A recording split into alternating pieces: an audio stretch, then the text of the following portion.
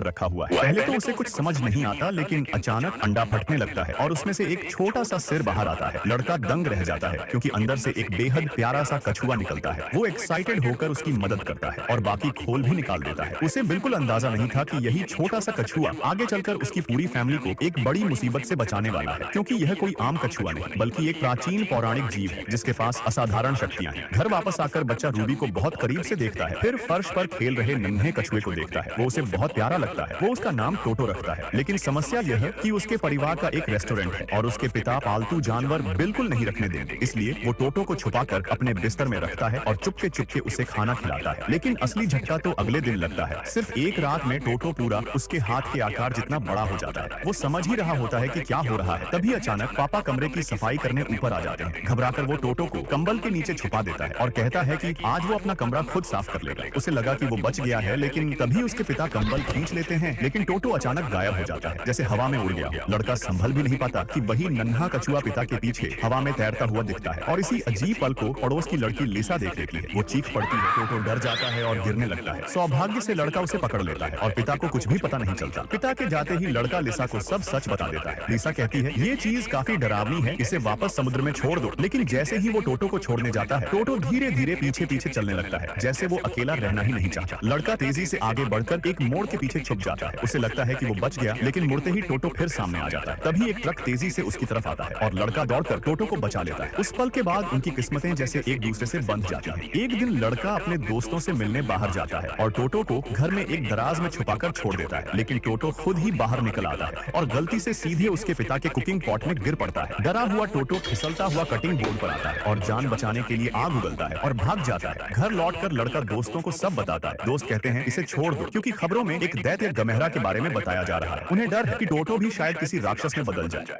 यह लड़का समुद्र किनारे